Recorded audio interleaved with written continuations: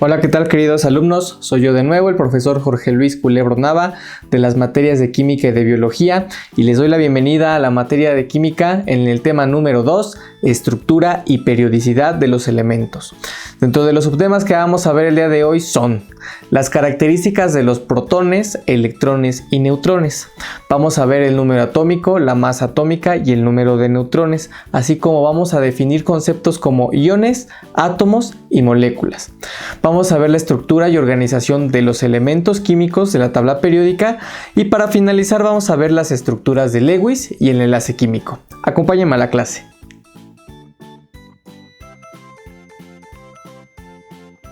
¿Qué tal, alumnos? Ya estamos aquí en el tema 2 de la materia de química, estructura y periodicidad de los elementos, página 267.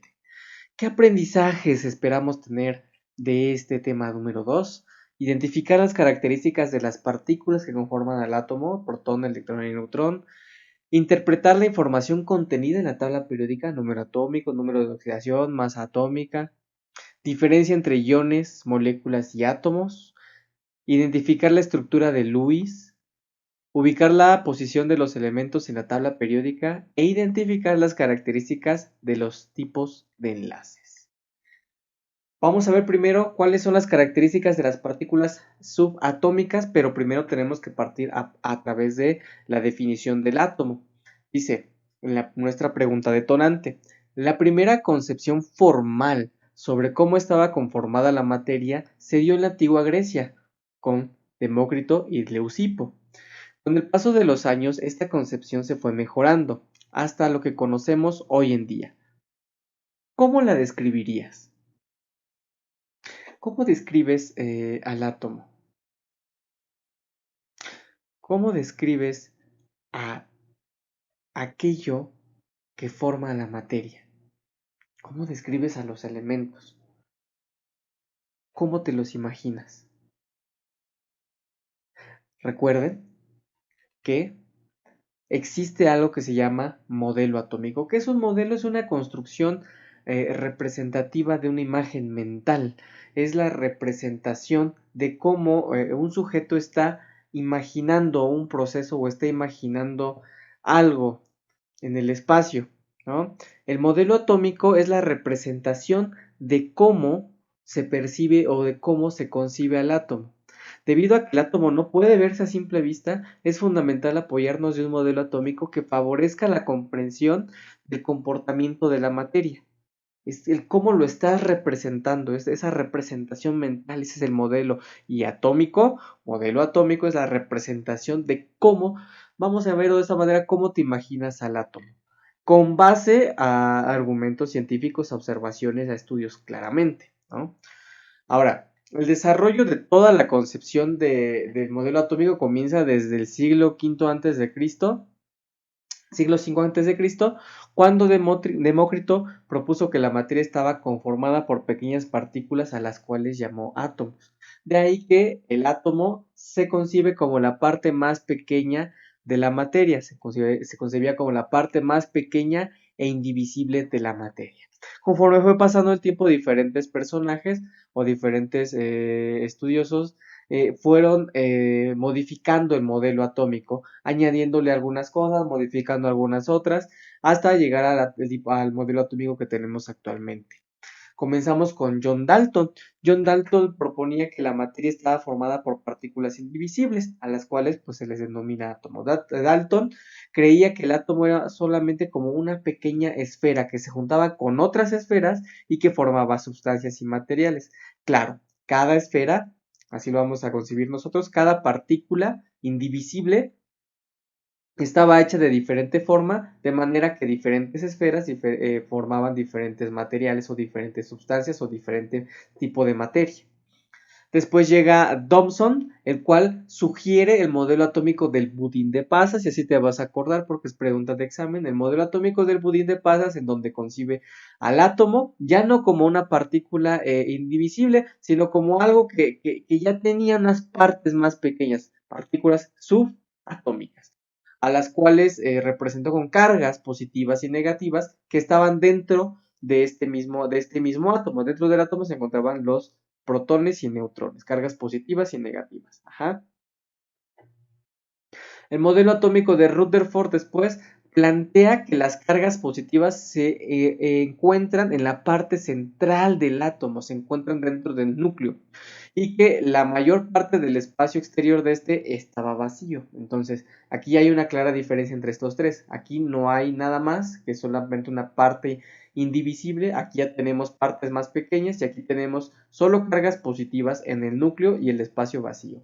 No es sino hasta que llega Bohr que dice que sí, los protones se encuentran en el núcleo, pero alrededor se encuentran los electrones, las partículas con cargas negativas, perdón, que se encuentran de... Vamos a regresar a donde dice Rutherford. Ajá. Lo que dije de Rutherford se elimina y comenzamos en Rutherford en 3, 2, 1. No, perdón, vamos a regresar hasta lo que dije de Rutherford. Sí, sí, se va a borrar lo que dije de Bohr. Se va a borrar lo que dije de Bohr. 3, 2, 1. Listo. Después llega Bohr, el cual propone que sí, los protones se encuentran en el núcleo, ¿es cierto? Pero alrededor de ellos, para darle estabilidad a las cargas, se encuentran girando en orbitales, estos se llaman orbitales, se encuentran los electrones que tienen carga negativa. Ajá, y se van disponiendo en diferentes niveles de energía. Después llega el modelo atómico de Erwin Schrödinger, el cual establece que los orbitales atómicos son zonas en las que es probable que se ubique un electrón. O sea, Bohr decía que los orbitales se encuentran forzosamente girando alrededor del núcleo, pero Schrödinger dice que no hay como tal órbitas formales elípticas o que estén siguiendo un patrón de movimiento, sino que solamente hay una probabilidad, una zona probable en la cual se pueda encontrar el electrón debido a que este se encuentra apareciendo y desapareciendo al mismo tiempo. Puedes ver la teoría del gato de la caja de Schrödinger, los gatos de Schrödinger, y te puedes dar cuenta de que habla un poquito más esto. ¿Vale? Entonces, esta es la evolución del modelo atómico. Dalton, parte más pequeña e indivisible. Thomson, pudín de pasas, partículas positivas y negativas. Rutherford, partículas positivas al centro. Bohr, partículas positivas al centro y las negativas alrededor, dispuestas en órbitas elípticas, de electrones y protones al centro. ¿Vale? Schrödinger ya dijimos que era incertidumbre o una probabilidad de dónde se encontrara el electrón. ¿Sale? Entonces, nosotros para estudiar al átomo y para fines de examen con IPEMS, vamos a definir al átomo como la partícula o la parte estructural fundamental de la materia, o sea, la parte más pequeña y fundamental de la materia, que está constituido por partículas subatómicas, o sea, parte más pequeña de las cuales está formada el átomo. Ajá. En el centro se encuentran los protones y los neutrones. El protón es aquel que tiene carga positiva. Ajá. El neutrón tiene carga neutra. Ajá. Protón, carga positiva, neutrón, carga neutra. Ajá. Los electrones se encuentran alrededor alrededor del núcleo, perdón, en órbitas elípticas, ajá, con carga negativa. Ajá. Entonces, electrones, carga negativa y se mueven alrededor del núcleo. El núcleo se encuentra en el centro y los orbitales se encuentran alrededor, también dispuestos en niveles de energía, siendo los últimos electrones o los electrones de la última capa los que se van a llamar electrones de valencia y van a servir para formar enlaces químicos. ¿Sale? Entonces, ¿dónde tenemos información de los átomos? Recordemos que hay átomos de agua, perdón, acabo de decir una barbaridad, me voy a quedar en lo que dije de electrones y nos vamos aquí, ¿vale? 3, 2, 1, 0.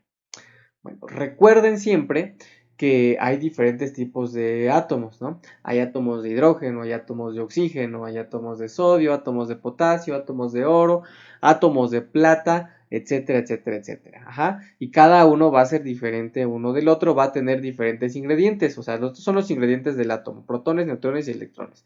Ajá, entonces un átomo de hidrógeno tiene una cierta cantidad de protones y el átomo de carbono tiene otra cantidad de protones. ¿Cómo vamos a saber qué cosa tiene cada átomo? ¿Cómo vamos a diferenciar uno del otro? ¿Qué nos dice qué tiene cada átomo? ¿Y cuántos átomos hay? ¿Y qué sustancias forman? Ah, eso lo tenemos en la tabla periódica. Ajá. La tabla periódica es vamos a definirlo como el diagrama o el esquema en donde se encuentran representados por medios de símbolos y por medio de información numérica la descripción de cada elemento de cada átomo que se encuentra en la naturaleza.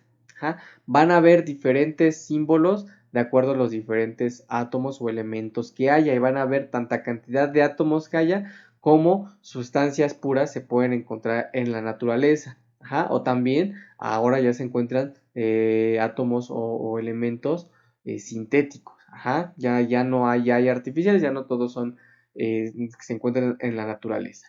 Ajá. Entonces, en la tabla periódica vamos a encontrar que, vámonos para acá, que vamos a encontrar a todos los elementos en formas de símbolos dentro de una casilla, así le llamo yo, este cuadrito, en donde cada cuadro tiene una cantidad de cosas que a veces no sabemos qué significa. Bueno, el número que se encuentra en la esquina superior izquierda normalmente se llama número atómico, se representa con la letra Z. El número atómico, bien importante, el número atómico te va a decir el número de protones y el número de electrones que tiene un átomo, o sea, cuántas cargas positivas y negativas tiene un átomo. Ajá. Negativas de forma indirecta. Formalmente va a ser el número de cargas positivas. Pero como un átomo debe de ser neutro, es decir, debe de tener la misma cantidad de protones que de electrones, o debe tener la misma cantidad de cargas positivas que de cargas negativas para que esté neutro, se entiende que el número atómico, por ejemplo, de este es 20. ¿Cuántos protones tiene? 20, pero al mismo tiempo sabemos que tiene que estar neutro. Quiere decir que deben de haber 20 electrones que estén neutralizando esas cargas positivas. Ajá. Entonces, el número atómico te dice número de protones y de electrones. Ajá. El número de oxidación te dice cuántos electrones puede dar o puede recibir un átomo. Ajá, no nos vamos a meter ahorita tanto con esto, solamente lo vamos a definir. El número de oxidación, cuántos electrones puede dar o recibir un átomo. Después definiremos oxidación y reducción. El símbolo, súper importante. ¿Cómo te vas a aprender los símbolos? Bueno, de memoria. ¿No? Es la única forma, estudiando a fondo la tabla periódica, para poder relacionar un nombre con un símbolo, ¿no? En este caso, pues tenemos el símbolo y el nombre abajo. En algunos casos aparecen, en algunos no. Calcio. Y abajo tenemos la masa atómica representada por la letra A, que es la suma de los protones y los neutrones. Entonces, suma de protones y neutrones es la masa atómica. Ajá. Entonces, si tú quieres saber el número de neutrones, lo que tú tienes que hacer es restar el número atómico de la masa atómica. El número atómico de la masa atómica. Si nosotros queremos saber el número de neutrones, tenemos que restar el número atómico, bueno, la masa atómica del número atómico, estos dos números, siempre. Ajá. Por ejemplo, dice aquí neutrones. El número de neutrones es igual a la resta de la masa atómica menos el número de protones. Masa atómica menos número de protones igual al número de neutrones. Dice, entonces, si un átomo tiene 33 protones y su masa atómica es de 75, ¿cuál es el número de neutrones? Y otra vez aquí hay que restar la masa atómica del número atómico, 75, que es la suma de protones y neutrones, menos los 33 protones, nos da 42. ¿Vale? Entonces son 42 neutrones. En este caso, si nosotros queremos saber la cantidad de neutrones que tenemos que hacer, restar la masa atómica del número atómico. 40 menos 20, hay 20 neutrones. Ajá. Entonces aquí, ¿cuántos electrones tiene este átomo de calcio? Electrones. Tiene 20 electrones. ¿Cuántos protones tiene? Tiene 20 protones. ¿Cuántos neutrones tiene? 40. Vamos a redondearlo, siempre se redondea. 40 menos 20 igual a 20 neutrones, que se representa así. ¿Sale? O vamos a ponerlo así, 20 neutrones. ¿Sale? Por ejemplo, ustedes pueden practicar en casa y pueden tener una tabla, poner un elemento y así poder preguntarse a manera de examen o de autoevaluación cuáles son las partículas subatómicas que posee ese átomo. Por ejemplo, el átomo de carbono lo buscas en la tabla periódica y te pregunta, ¿cuál es su número atómico? 6. Entonces, ¿cuántos protones tiene? Ah, pues tiene 6. ¿Y entonces cuántos electrones tiene? Ah, tú dices, si hay 6 cargas positivas, o sea, 6 protones, entonces debe de haber 6 cargas neutras que lo estén neutralizando, o sea, 6 electrones. ¿Cuántos neutrones tiene? Ah, para saber el número de neutrones tienes que conocer la masa atómica, entonces verías el número que está abajo del símbolo, ¿no? Que es 12. ¿Qué es lo que tienes que hacer para saber número de neutrones? Restar 12 menos 6. ¿Y cuántos neutrones tendrías? 6. ¿Sale? Lo mismo, cloro. ¿Cuál es su número atómico? 17. Y su masa atómica, 35. 17 protones, 17 electrones. Y para saber el número de neutrones que tienes que hacer, 35 menos 17 igual a 18. ¿Sale? Ok. Entonces, vamos a repasar un poquito de lo que vimos en la lección 1. No se olviden que los átomos, ajá, como tenemos aquí, es la unidad básica de la materia. Existen 118 elementos, o sea, los átomos se van a representar con los elementos de la tabla periódica, ajá, y cada uno de ellos está formado por átomos diferentes, bueno, pues, viene siendo equivalente. De estos elementos, 7 se encuentran en forma de moléculas de elementos. ¿Te acuerdas cuáles eran las moléculas de elementos? Eran los que tenían, o sea, estaban representados dos átomos, o estos son moléculas, ajá, pero son del mismo tipo. Ajá, tenían el mismo tipo de átomos o el mismo tipo de elementos. Ajá, entonces 7 se encuentran en forma de moléculas de elementos, o sea, tienen que estar dos átomos juntos, ¿no? Es decir, dos átomos del mismo elemento unidos. Estos que están aquí, hidrógeno, nitrógeno, oxígeno, flúor, cloro, bromo y yodo. Los iones, los iones son átomos, ajá, que tienen carga. Puede ser positiva o puede ser negativa. Si tiene carga positiva se va a llamar catión y si tiene carga negativa se va a llamar anión. Por ejemplo, aquí tienes el átomo de hidrógeno. El átomo de hidrógeno tiene un número atómico de 1 y una masa atómica de 1. Quiere decir que tiene un protón y tiene un electrón y no tiene neutrones. Ajá. No tiene neutrones porque su masa atómica es 1, 1 menos 1, 0. Si a un átomo de hidrógeno tú le regalas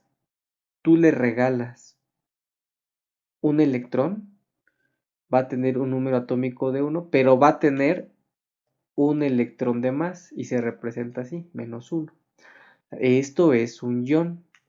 Este menos 1 indica que se le dio un electrón. ¿Por qué se representa con un número, con un símbolo negativo? Porque los electrones son carga negativa. O sea, le regalaste una carga negativa, le diste algo negativo a este átomo de hidrógeno. ¿Ajá? Entonces, este se va a llamar catión. Perdón, este se va a llamar anión. Lo siento.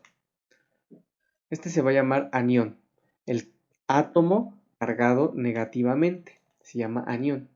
Por el contrario, si tú a este átomo de hidrógeno le quitas el electrón, ¿qué sucede? Si le quitas el electrón, tiene un número atómico de 1, pero sucede algo muy curioso. Normalmente el átomo de hidrógeno pues sería así.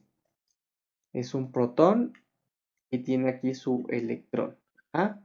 Y aquí está uno positivo y negativo, tienen carga neutra. Pero si tú le quitas su electrón, entonces, ¿qué pasa con el átomo? Ya no tiene una carga negativa que lo esté estabilizando. Entonces queda cargado positivamente. Se está cargado positivamente. Entonces este va a tener carga de más 1. ¿Por qué de más 1? No ganó nada. Perdió un electrón. Sí lo perdió. Pero al perderlo significa que está cargado positivamente. ¿Cuántos electrones perdió? 1. Entonces queda cargado positivo como más 1. Ajá. Y este se va a llamar catión. Catión. Ajá, y va a ser este. Para poder representar el anión, pues la representación del anión sería el átomo de hidrógeno que tiene su protón, tiene su electrón, pero ve, le regalaste otra carga negativa. ¡Pum! Entonces tiene carga positiva y carga negativa, está neutro, pero le regalas otra carga negativa, entonces queda cargado negativamente. ¿Cuántas unidades? Pues 1. Entonces es 1 negativo. Entonces es un anión con carga negativa. Y aquí el catión, bueno, pues queda peloncito. Ajá, queda sin algo, queda sin electrones. Esa es la diferencia. ¿Cuál sería un átomo neutro? El hidrógeno neutro, lo siento, vamos de nuevo. El hidrógeno neutro, pues entonces sería el protón con su electrón. Ajá, este vendría siendo el átomo neutro. Aquí tenemos el átomo neutro, ¿sale? Tenemos el átomo neutro. Tenemos el protón con el electrón, ese tiene carga neutra, todo, está neutralizado. El anión, pues es el protón con dos electrones y el catión, bueno, pues nada más es el protón sin electrones, ¿sale? Ok. ¿Cuándo se llama molécula? La molécula va a ser la unión química de dos o más elementos diferentes. Ajá. Por ejemplo, tenemos agua, H2O, o sea, son dos elementos diferentes. Esa es molécula o molécula de compuesto o compuesto. Dióxido de carbono, CO2. Tenemos dos átomos diferentes unidos. Ajá. Glucosa, C6H12O6, está formado por carbono, hidrógeno y oxígeno. Entonces, como son átomos diferentes entre sí, pues ya adquiere el nombre de molécula o molécula de compuesto, que son dos o más átomos diferentes. ¿Ok?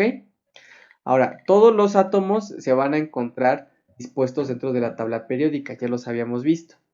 Dice la pregunta detonante con la cual nos basamos en el conocimiento. Es muy importante hacer un uso correcto de la tabla periódica, pues de ella podemos obtener información muy relevante. Por ejemplo, sabemos que los elementos se pueden combinar a través de enlaces para formar sustancias nuevas. ¿Cómo nos ayuda la tabla periódica a conocer más acerca de los enlaces químicos?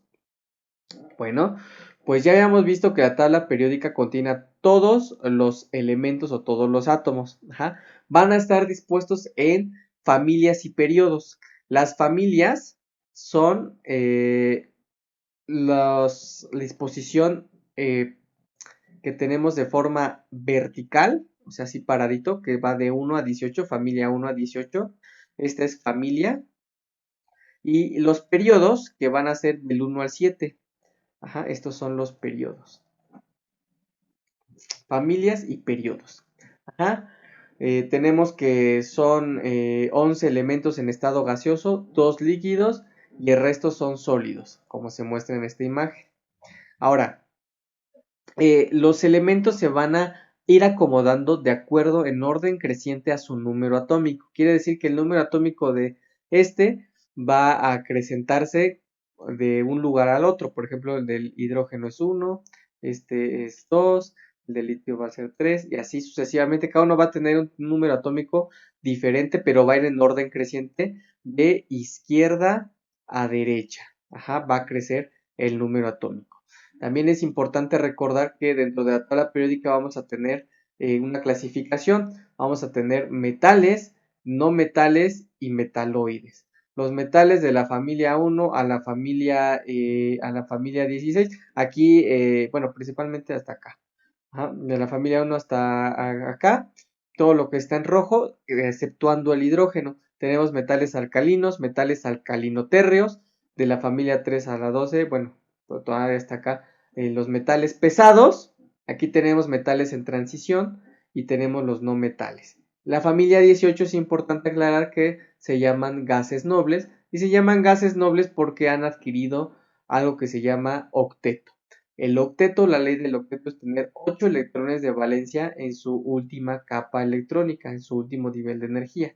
Los electrones de valencia, acuérdense que son los electrones que se encargan de formar enlaces y se encuentran hasta el último de los orbitales, ajá, de los orbitales atómicos. Y solo estos átomos tienen 8. Y es importante que tengan 8 porque esos elementos no son reactivos, ajá, no reaccionan con otros más.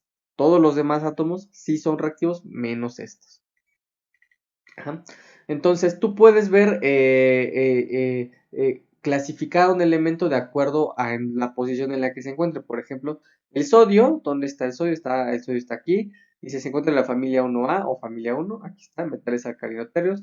Electrones de valencia tiene 1. Es bien importante saber que las familias te van a dar una característica en particular. Todos los de la familia 1 van a tener un electrón de valencia. Los de la familia 2, 2 electrones de valencia. Ajá. De aquí hasta acá van a tener electrones de valencia variados, principalmente 3. En la familia 14 van a tener 4 electrones de valencia, 5 electrones de valencia, 6 electrones de valencia, 7 electrones de valencia y aquí 8 electrones de valencia. Ajá. Entonces así los vamos a disponer. ¿En qué periodo se encuentra el sodio? Tenemos aquí en el periodo 3. ¿Qué número de orbitales tiene? Bien importante que los periodos indican el número de orbitales, o sea, cuántos niveles de energía tiene. El periodo 1, por ejemplo, el hidrógeno nada más tiene un orbital. El litio, el berilio que se encuentran en el periodo 2 tienen todos estos dos orbitales. 3 orbitales, 4, 5, 6 y 7 orbitales. ¿Sale? Así para cada uno de los elementos que tengamos aquí. ¿Sale? Ya habíamos dicho que teníamos metales y no metales. Cada uno tiene características diferentes. Los metales pues son sólidos a temperatura ambiente, tienen brillo, son conductores de la electricidad, son dúctiles y maleables, quiere decir que conducen electricidad y calor, y maleables se puede modificar su figura, su estructura, ajá.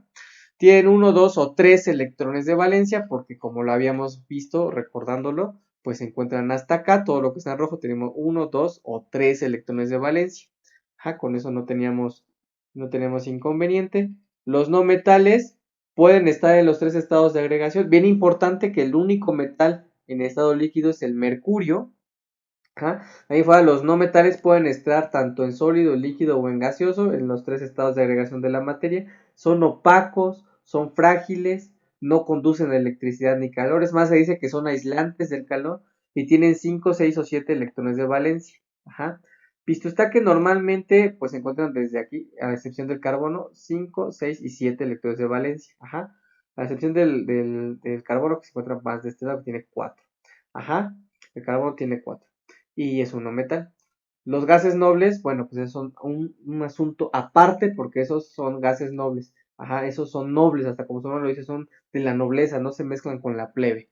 ¿Sale? Los metaloides, pues se encuentran en esa escalerita que vimos, la que está aquí arriba, de la 13 a la 16, y tienen características intermedias de ambas. Ajá, se les cataloga como semiconductores, por esa razón elementos como el silicio germanio son utilizados para la elaboración de componentes electrónicos, de chips o algo por el estilo. ¿Sale?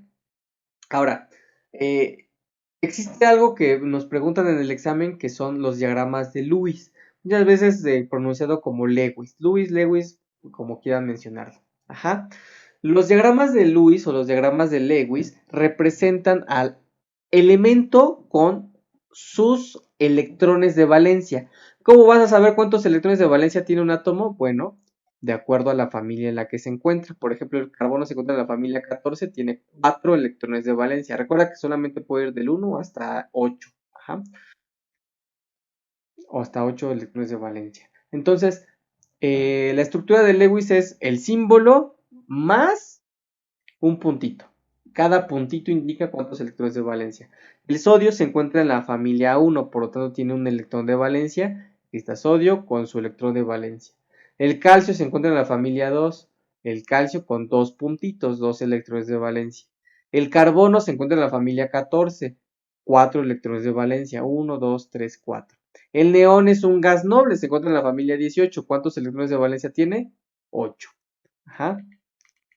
Ahora, ¿te acuerdas de la pregunta detonante? ¿Cómo te ayuda en la tabla periódica para saber cuántos y cuáles son los tipos de enlace químico? Todos los átomos, habíamos dicho que todos estos tienen electrones de valencia, tienen su clasificación, y que estos serán nobles, ajá, tienen el octeto completo. ¿Qué significa tener el octeto completo? Que ya no, o sea, imagínate el mundo de los átomos, y en el mundo de los átomos su principal función en la vida es tener 8 electrones. ¿Para qué? Porque con eso ya son famosos, son nobles, ¿no? Entonces, solamente los tienen los de la familia 18 y todos los demás le tienen envidia a la familia 18. Entonces, ¿qué hacen? ¿Qué hace una persona cuando tiene envidia? pues busca tener lo mismo que tiene el otro. Y entonces, ¿qué hacen los átomos para poder amortiguar esa envidia y poder parecerse a los gases nobles? Imagínate un oxígeno que se encuentra en la familia 6, tiene 6 electrones de valencia. Y se encuentra con dos hidrógenos que cada uno se encuentra en la familia 1, tiene un electrón de valencia.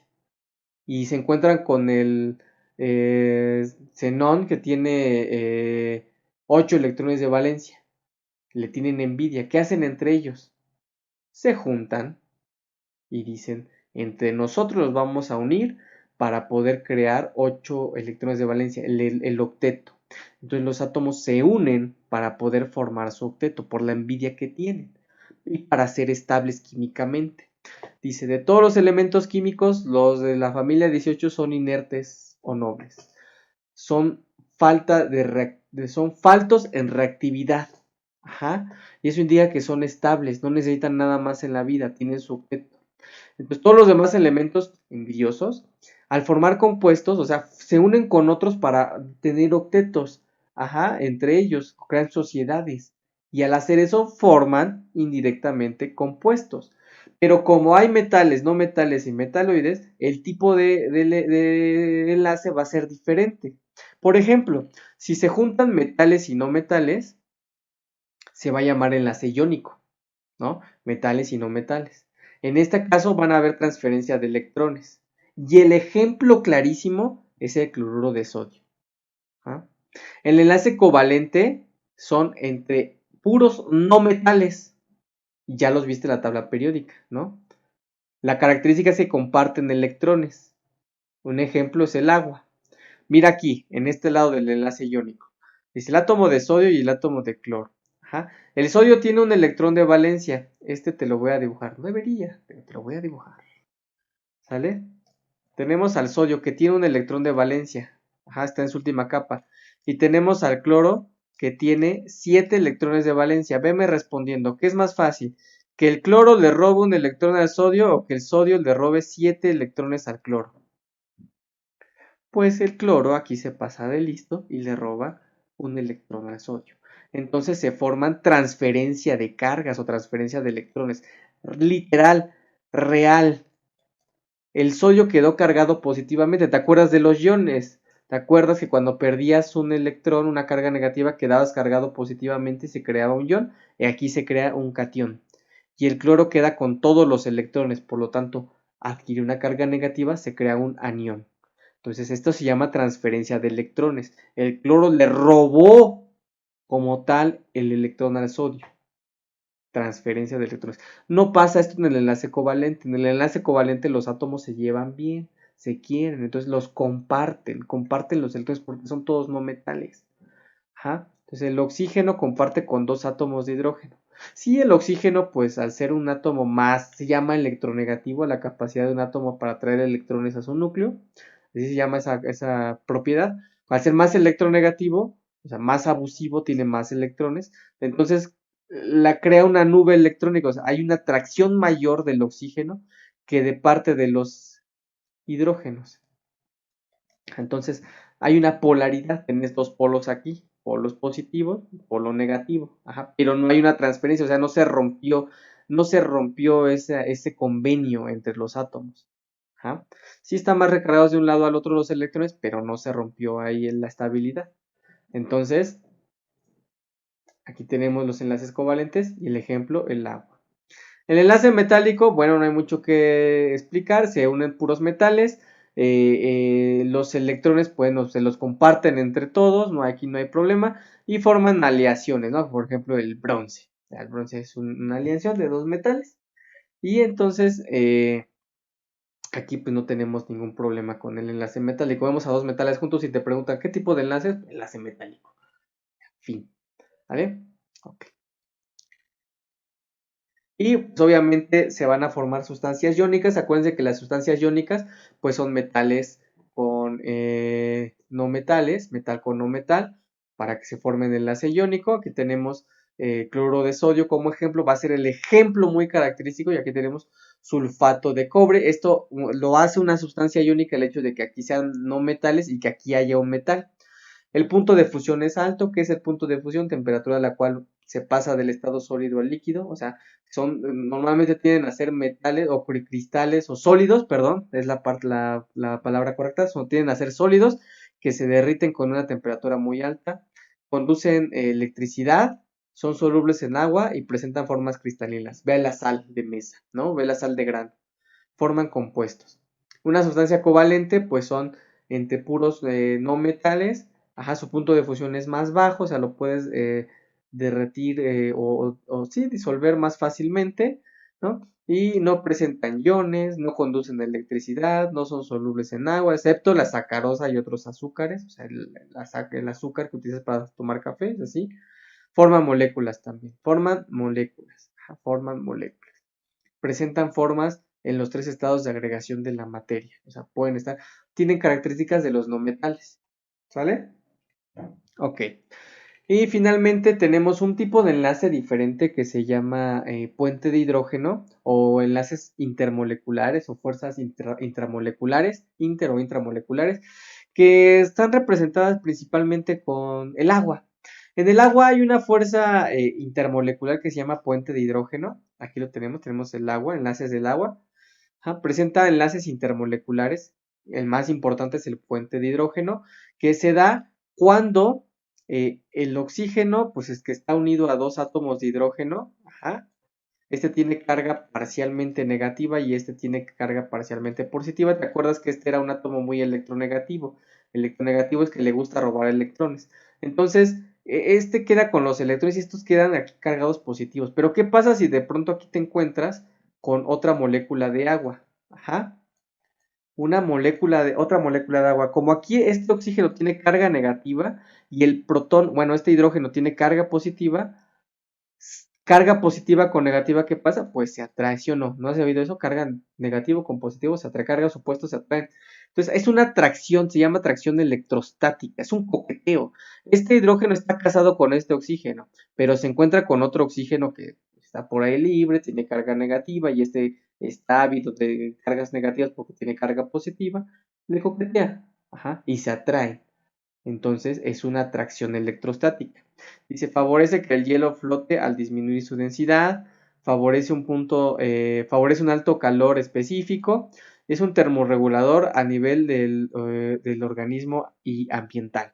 Ajá. Entonces, las propiedades del agua, como son estas, están dadas por la polaridad de la molécula del agua, tiene dos polos, y por la formación de puentes de hidrógeno. Ajá. Se llaman fuerzas intermoleculares o enlaces intermoleculares porque son dos moléculas independientes que están interaccionando una con otra, intermolecular. Los enlaces intramoleculares es cuando una molécula, dos átomos de una molécula se atraen dentro de ella misma, dentro de la misma molécula. Ajá. Entonces, hay enlaces intermoleculares e intramoleculares. Los enlaces intramoleculares, pues normalmente tienden a ser covalentes y favorecen su poder solvente por su polaridad. Ajá. Por ejemplo de esto, bueno, aquí la atracción del oxígeno y del hidrógeno es intramolecular porque está dentro de una misma molécula y en cambio este hidrógeno con este oxígeno es intermolecular porque son dos moléculas distintas. Bueno, recuerden que tienen más preguntas y su aplícalo, tienen sus exámenes o sus preguntas por resolver en su guía de estudio y pueden basarse y pueden respaldarse dentro de ese tema que acabamos de ver. Entonces nos vemos en la siguiente lección. Hasta luego, bye.